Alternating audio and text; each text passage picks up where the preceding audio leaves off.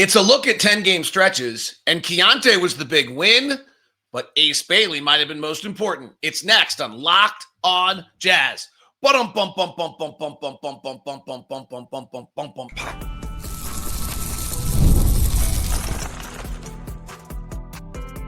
are Locked on Jazz, your daily podcast on the Utah Jazz. Part of the Locked on Podcast Network, your team every day. How are you? I'm David Locke, radio voice of the Utah Jazz, Jazz NBA insider, and thank you for making Locked On the #1 sports podcast network. You're awesome. This is Locked On Jazz. It's your daily podcast on the Utah Jazz, giving you insight, expertise, geeky numbers, and hopefully making it way better to be a Jazz fan each and every day. Thank you for making Locked On Jazz your first listen of the day, and thank you, I don't know, for subscribing and following. I'm screwed up. I still can't do the new open correctly. It's blown my mind. I had it for one whole day. I got it right. All right, on today's show, and to the Everydayers, the new Everydayer Club, you guys are awesome. I'm shouting out a few people today as we had first day of signups yesterday. I'll tell you more as the show goes on. Today's show, we are looking at games 11 through 20. Now, we have played 23, so the nice thing is we get to ignore our last two. But Will Hardy always talks about he evaluates the season in 10-game windows. We probably could do 1 through 11, 11 through 22, and then kind of get there too because you get to 82. But let's just do exactly what we said. We're going to do 1 through 10 and 11 through 20. We're going to look at the big wins. We're going to reevaluate the 7 youngsters. And then we also have a late game watch to wrap up the show with today. So that's the plan on the program today. To the Everydayers out there, you are the best. We have the new Everydayer Club, and I cannot thank you guys enough. We had the first day of signups. I'm flattered every time I get the notification. Noah Francis, you were the very first person to sign up. Gregory Nell, you were right there, both parts of the Everydayer Club. Noah doing the All Access, so thank you. Looking forward to that. I'm super geeked about the All Access program and building that community. All right, let's get to it. Games 11 through 20. The headline of 11 through 20 is the explosion of Keyonte George. But frankly, we're watching most often in these 10-game stretches that of Ace Bailey. So let's look at that first and look at what Ace Bailey did in the stretch of games 11 through 20. Again, this does not count the Brooklyn, the Knicks, or the Thunder game. We'll do that when we do 30. So Ace Bailey jumped to 14 points, 3 rebounds, and 2 assists a game. Ace was averaging 6 points, 4 rebounds, and 2 assists. Massive jump for Ace Bailey in the second 10 games of the season. Kind of exactly what Will Hardy's telling us to do. Have some patience. Let things develop. Take a look at things and see what happens and kind of how many when their opportunities are, and try not to, as much as it's hard for me. Even right now, I kind of find myself wanting to do this, but find a way to not look at players on a game-by-game basis. And it definitely helps, I think, in understanding what's happening. So if we look at Ace Bailey coming off the sickness, coming off just youngsterness, he played 19 minutes a game in the first 10. In the second game, he played 25. So he jumped from 19 to 25. I think we'll see 25. Hopefully, when we keep doing this throughout the year, the 25 becomes 28, 29, 30. We also saw the points go from 14 points a game to 6, from 6 points a game to 14. He actually decreased his rebounding, which is worth keeping an eye on. And his assists went from 1.5 to 1.9. So that's up. And then the other one that is of interest is just the shooting jump, right? He did not start the year shooting as well at all. His first 10 games, he shot 35%. His second 10 games, he shot 53%. That's an 18 percentage point increase. He went from shooting 18 percentage points from 3 to shooting 42 percentage points of 3. Percentage makes. His free throw shooting dipped, and he went from taking 7 shots a game, taking 11 shots a game. So the big story of games 11 through 20 is the Ace Bailey jump that he took, coming off the sickness, coming off just kind of losing his rhythm, kind of coming off everything happening so fast. And we'll see now there'll be a moment in time where he probably hits a a rookie wall and some things of that sort. But that's a pretty incredible 10-game stretch. 53% from the field, 42% from three, 25 points per game. And we've talked about the Jason Tatum model. We've talked about the Kevin Durant model. He's obviously following the Tatum one much more. And inside of that, one of the things, if you remember, when Tatum increased his minutes and his shots, if we suddenly see Ace getting to 13, 14 shots a game, some of his efficiency dropped considerably down to 41, 42%. 53% for a 10-game stretch for a second year, a rookie player at 19 is pretty incredible. So huge jump in those 10-game stretch for Ace Bailey. The second part of the 10-game stretch is that Keyonte George was the massive win and the massive story here in this 10-game stretch. Keyonte George in this 10-game stretch, 23 points, 4 rebounds, 7 assists a game at 34 minutes a night with scouting reports all over him, with everyone knowing it was coming. He took 2 more shots than he did in the previous 10. He averaged the same amount of points. He made 1 more rebound. He had the same amount of assists, but his field goal percentage went from 40, stayed up at 45, and his three-point shooting finally came. He shot 27% from 3 in the first 10 games of the year. He shot 37% from 3 in the second 10 games of the year. And this was the period, games 11 through 20, where you said, okay, he's on the front of the scouting report. It's not a fluke. Keyonte George has made the jump. He is a bona fide piece of what the Jazz have going forward. When you start looking at this season and what matters, and you look at that 11 through 20 game stretch, that's a great stretch of basketball for the Jazz. Ace Bailey got better. Keyonte jumped.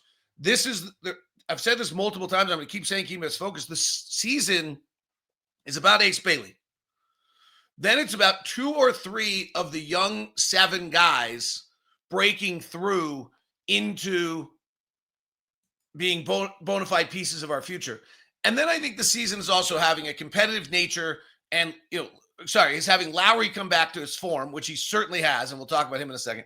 And then I think it has to do next with kind of having a competitive nature and a culture and playing and a togetherness. And when the oxygen, we talked about the first 10 games, one of the number one stories was that the oxygen of Jordan Clarkson, Colin Sexton, John Collins had left the building, and that was allowing Keyonte George and the rest of the guys to take the oxygen in the room and be the leaders. And I think we saw that. And so to me, first 10 games of the year was Lauri reestablishing himself as a star, Keyonte establishing himself as a leader, the crushing injury to Walker Kessler. Let's not just only talk positives. That was the first 10 games of the year. And Ace wasn't ready. The second 10-game span we're talking about right now, the headline is a competitive nature of this basketball team. Keyonte emerging as a bona fide and then star. And the questions can be every time we do this 10-game stretch is whether or not Keyonte can stay this consistent, or are we going to have some 10-game stretches where suddenly he regresses? That would be a disappointment. Can he, over 10 games, consistently put out really, really good performances, as he has clearly emerged on the top of the 7, and more than that, he's a part of now the Keyonte, Lauri, Walker, Ace Bailey, those 4 pieces now you have as you move forward. And that's why so far this season, the Walker injury is crushing, but otherwise this season's a pretty big success. Now, don't underestimate Keyonte not playing with Walker at all, not gaining that chemistry, not building that when they were not a good pick and roll combination. That's super significant. I don't want to underplay that at all. But this second 10-game stretch, when you kind of remember to put the focus on what's actually important in this season, pretty good stretch. Again, doesn't count Brooklyn, doesn't count New York, doesn't count. We'll do that soon enough. Doesn't count the blowout against Oklahoma City.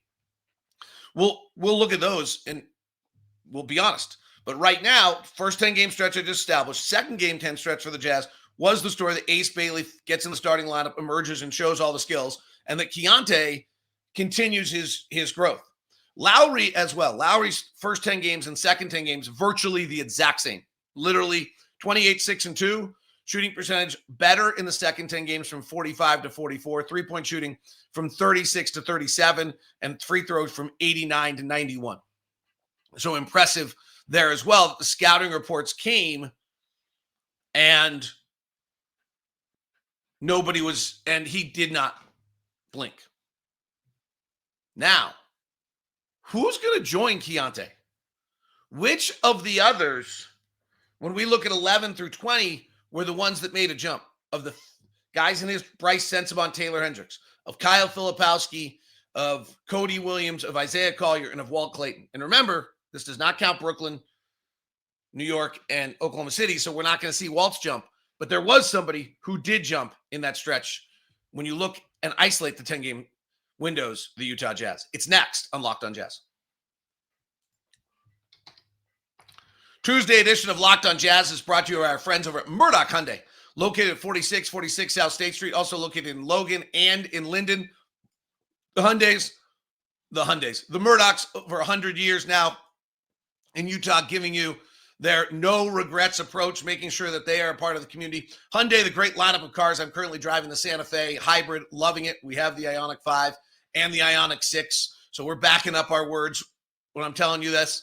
Take a look, do the shopping, look at it, and what you'll see is that for the price, the bells, whistles, safety features, everything out there, you cannot beat Hyundai, and you cannot beat the treatment you'll get from the Murdoch. So please give me an email at dlock09@gmail.com. That's dlock09@gmail.com so that I can give you the VIP treatment you deserve by being a Locked on Jazz everydayer. That's dlock09@gmail.com. We'll set you up with that VIP experience. Today's show is brought to you by FanDuel. NFL Sundays move fast, one big play. Suddenly, everything feels different. That's what makes live betting with FanDuel so exciting.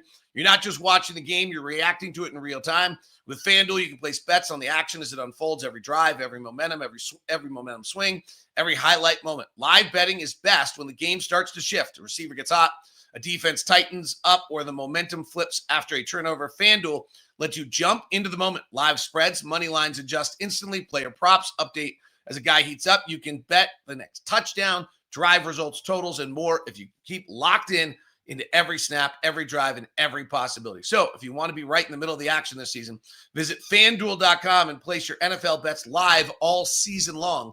FanDuel, the game moves fast, so can you. And tonight, the beginning of the quarterfinals of NBA Cup in the NBA. Orlando without Franz Wagner, so Miami will have a 1-point favorite in that one. And the Knicks head to Toronto, where they are a 4.5-point favorite. Then tomorrow, Oklahoma City a 15.5-point favorite over Phoenix, and the Lakers a 4.5-point favorite against the San Antonio Spurs. Two of our late game watch teams for later in the show. Thank you so much for making Locked on Jazz your first listen of the day. And thank you for making us the #1 sports podcast network. Thank you very much to Chase Tutterow. Is that right?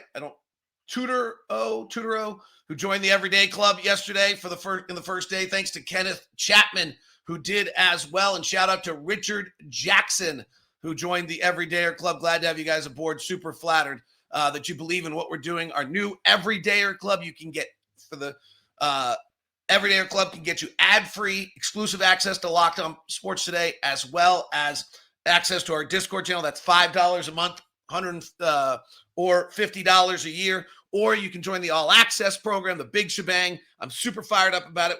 You get a private newsletter every single day.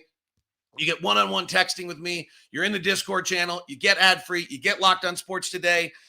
You'll get bonus content. And Leaf to Lean, longtime Locked on Jazz guy, is giving you all the college experts. He's already published a bonus episode on the weekend action of the draft. He'll give you draft breakdowns. So all sorts of exclusive all-access content coming your direction, both from me, from Leaf, as well as one-on-one communication, breaking news. We'll get right to your phone immediately. I'll give you in-game analysis, all sorts of stuff. So go to lockedonpodcast.com/everydayer. That's lockedonpodcast.com/everydayer. Glad to have you aboard for that. Who else other than Keyonte George made a jump? Well, it wasn't totally obvious, I would say. But Kyle Filipowski's second 10 games this year jumps out a little bit. Kyle went from, in the first 10 games, now obviously Walker's injury, playing 20 minutes a game to 22. So not a massive jump in games played. But Flip went from averaging 7 points a game to 11. from 5 rebounds to 7, from 2 assists to 2 assists, from shooting 37% to shooting 51%, from shooting 30% from 3 to 36% from 3, and from free throw shooting from 67 to 72. This is where looking at 10-game stretches is really valuable, because I'm not sure I'd notice that. And if you look at Flip's season-long numbers, that start of shooting 37% and 30% from 3 is still bringing him down. But if you look at Flip in games 11 through 20 and say, wait a sec, he averaged 11 points and 7 rebounds, along with 2 assists. He shot 51% from the floor, 36% from 3, and 72% from the free throw line. Oh, wait a sec. And just the other night, though it's not part of the 10 games, we did see a left-hand finish at the rim as he continues to try to figure out the one thing that's really prohibiting him right now from making a jump offensively is rim finishing and paint finishing. And defensively, had some good games in there. The Kevin Durant Houston game is in this stretch. So this is a nice little jump by Kyle Filipowski here. A very subtle, nice jump. The other one is that Bryce Sensabaugh took a little jump in games 11 through 20. These are the little, this is why Will Hardy tells us to look at these types of stretches. Bryce went from 8 points to 10 points. We're only looking at offensively, obviously. He went from 2 rebounds to 3. His assists stayed the same. His shooting, 41 to 42, not great, but his three-point shooting from 28 to 36. The 36% three-point shooting by both Kyle and Bryce here is pretty important. And Bryce went from taking 6 shots a game to taking 9 and going from 13 minutes to 8 to 19 minutes. 36 is the benchmark. Bryce probably needs to be a 40% three-point shooter, because the bad defensive players are now at 30, or the bad offensive players are now at 33, and they're pretty good defensive players, and Bryce struggles a little bit on the defensive end still. So you really probably need Bryce to be at 40%. If Kyle can hit at 36% and have some of those be above the break, you have something offensively. And then, as Will talked about, and this was after the last game, Flip got kind of back to his college days, playing in the paint with a little more power and authority. He's been kind of shying away from that because of his rim finishing issues, but we saw him kind of go back to that the other day, and hopefully we'll see that in this stretch of 21 through 30 when we look at that stretch along the way. But so this is really positive. The big headliner was Keyonte, but Flip and Bryce made a nice jump in this period of time. Isaiah Collier got back in the lineup in this stretch. He played 2 games in the first 10. In this stretch, he played 10. He averaged 8 points and 6 assists. He shot 50% from the field. He only took 5 shots a game in 22 minutes, which is kind of a red flag number. And this is where Walt Clayton was in his haze. Walt Clayton was shooting 32%, 14% from 3, 4 points, 4 assists, and was a mess.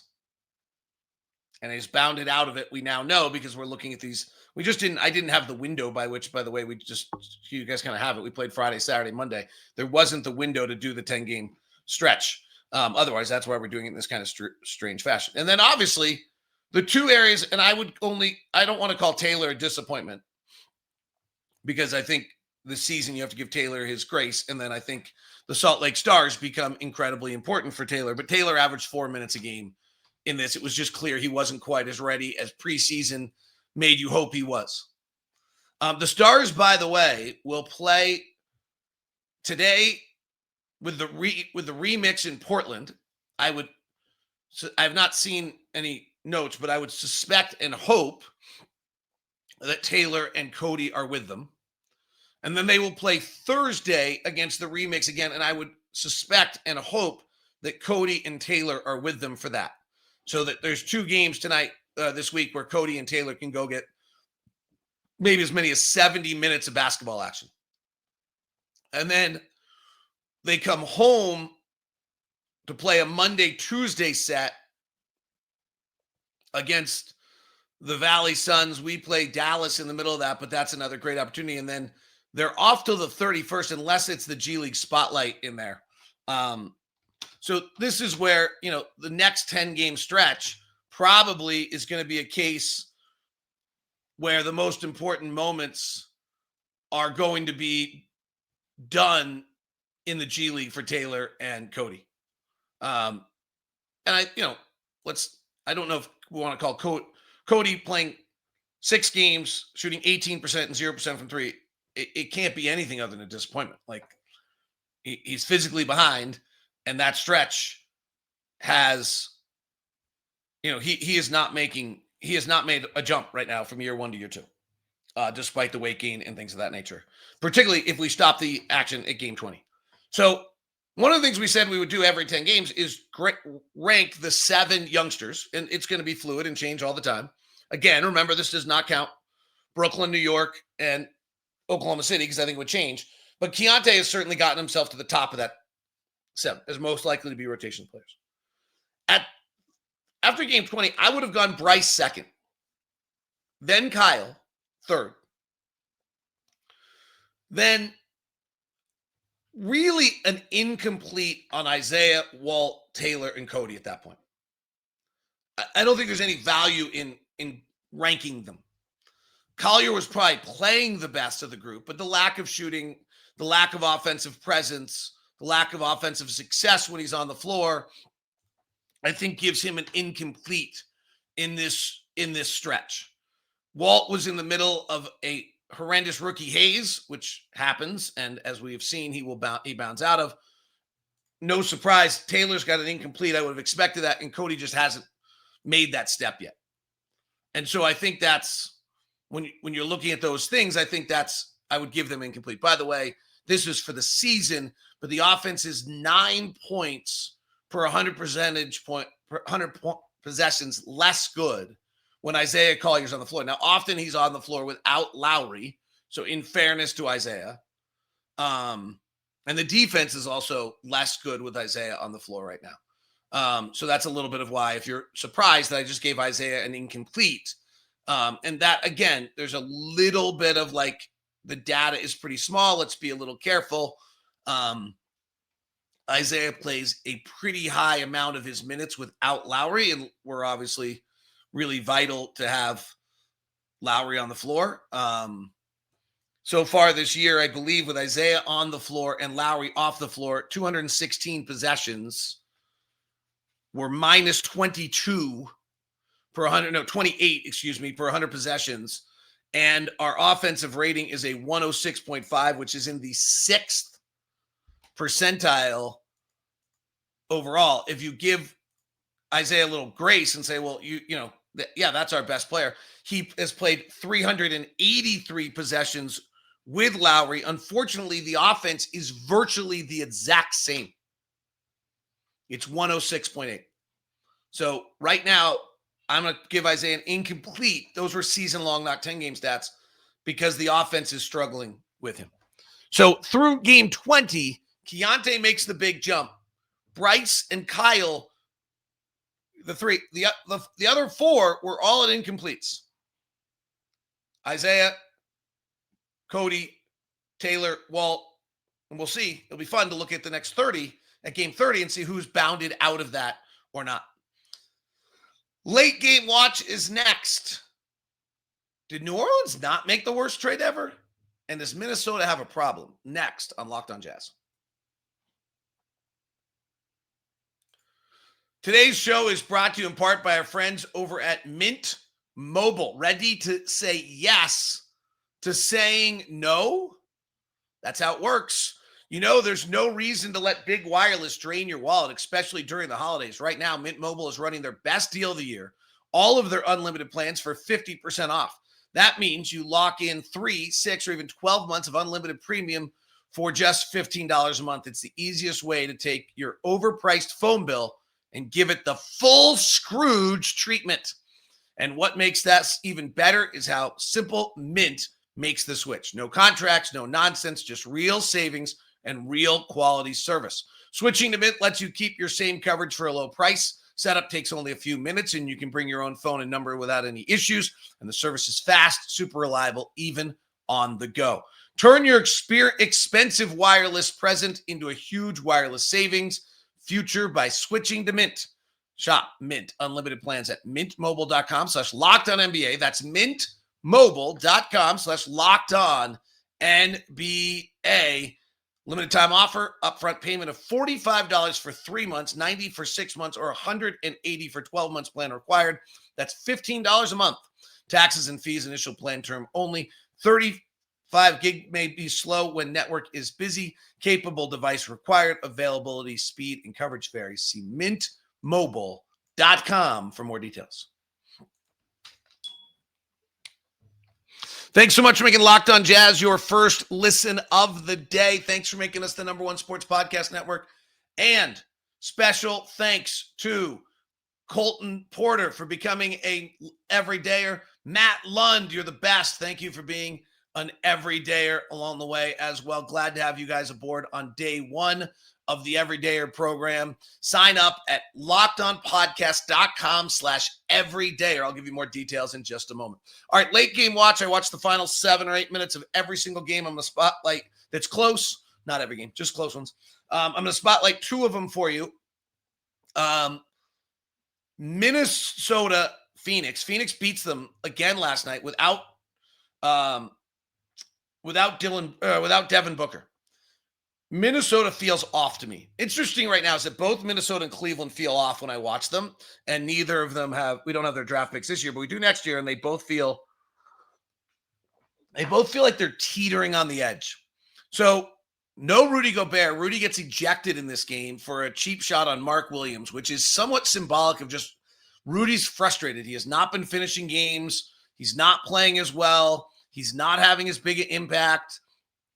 There's a real frustration on Rudy. I don't know if it's aging or what. It happens every now. Seems to have happened over the years with Rudy over the years, but this, you just kind of wonder. Their offense is 6 percentage points worse with him on the floor, but their defense is 15 points better. Their defense is a disaster when Rudy's off the floor. They really are in a quandary here with Rudy, and he's getting the brunt of it, and I'm not sure he totally deserves it. So one thing that jumps out at Minnesota, they've not solved their point guard issue. Mike Conley is slowing down aging. He plays 15 minutes last night. He's 0 for 5. They're trying to play him in key moments. They can't.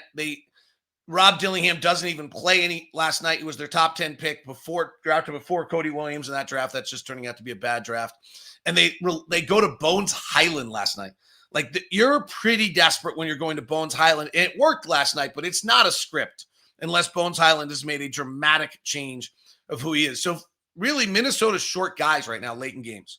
There was a cool possession where Grayson Allen went at Mike Conley. That's the trade. What I noticed on Minnesota offensively is in the past games where they have not looked great late game is they just are so dependent, understandably, on Anthony Edwards, but it just becomes a complete slowdown. Well, this time they actually looked the opposite. They looked like they had kind of decided that late in games they were going to play fast, and they were rushing it so incredibly that they just were taking not very good looks and taking them fast. Their offense is 17th in the league in clutch right now. They're 6-5 on the year in the clutch. Their defense has been good.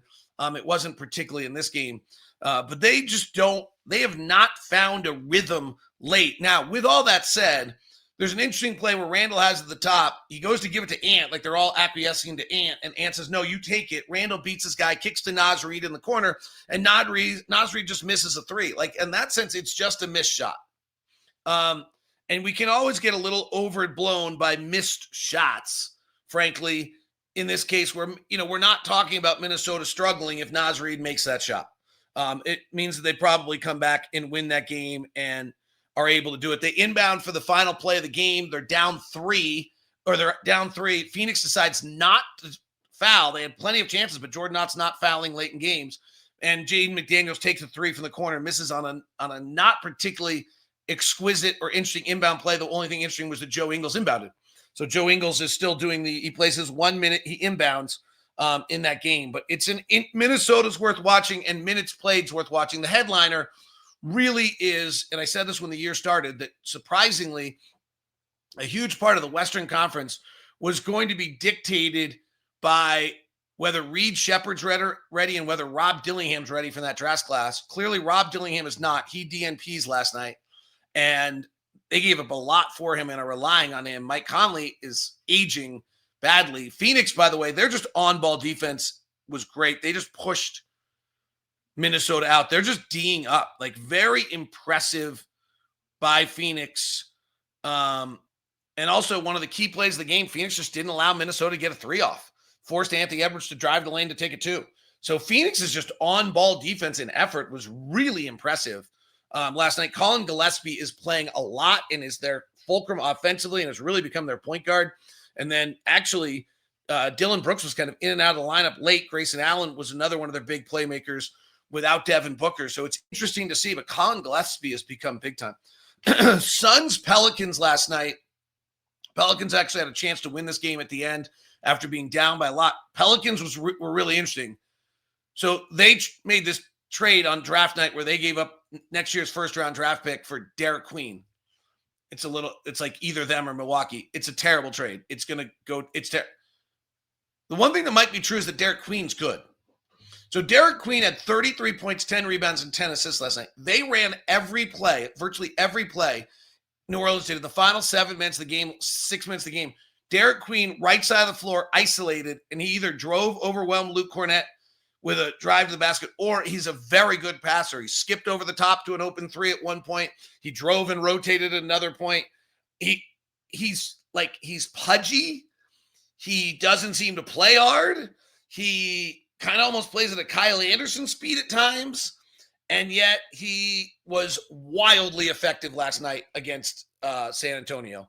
Dylan Harper made the play of the game. Dylan Harper, late inbound pass, was supposed to get to De'Aaron Fox, didn't, went to Harper. Harper just took it to the rack, rose up high with the right hand, finished at the cup, big-time NBA movie at 22, looked really good late in the game. Fox actually didn't look assertive in that game last night. Stephen Castle, 5 of 15 shooting, did not close on the floor, which is interesting. As good as he is, cannot shoot right now or does not make shots right now. And he was not on the floor to close the game, despite being rookie of the year and everything else there.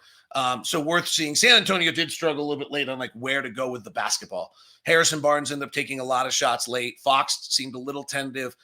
They did double Fox a decent amount, but he didn't come back to get it the same way I thought you regularly would.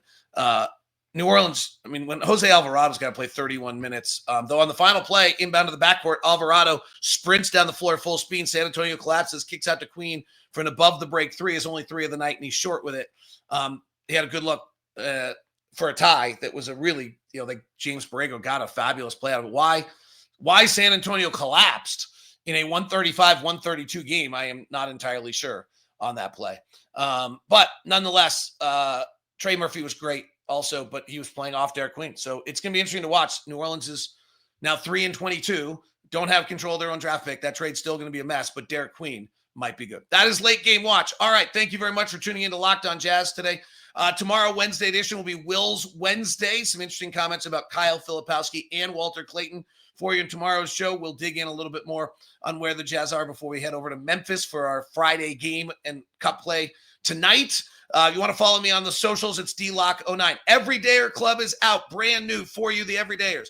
First, the all-access level, the big shebang. It's $15 a month. It's $150 for a year. If you have Spotify Wrapped and it has Locked On, tweet it out, and at our Locked On Podcast Network national account, you will get the first month for free of all of these. You can try it for the first month for free at Locked On Podcast. If you're on our Wrapped, Spotify Wrapped, send it out to Locked On Podcast. You get the first month for free. All access plan, $15 a month, $150 a year. You get one-on-one texting with me, direct interaction with our community, access to our Discord channel, daily newsletter of what the show is about, Leaf to Lean's exclusive college basketball draft breakdowns, bonus all access content from me, all sorts of fun, exciting things to be in the club and be the ultimate diehard fan. That's for you right there. Plus exclusive access to Locked On Sports Today. If you want just ad-free and the Discord channel on Locked On Sports Today, that is the Everydayer Club at $5 a month. Please go sign up at LockedOnPodcast.com/everydayer. Love to have you be a part of the club. This has been Locked On Jazz. We now send you the first ever 24/7 national NBA channel, Locked On NBA on YouTube, or check it out on audio, Locked On NBA. Every game, every day with Game Night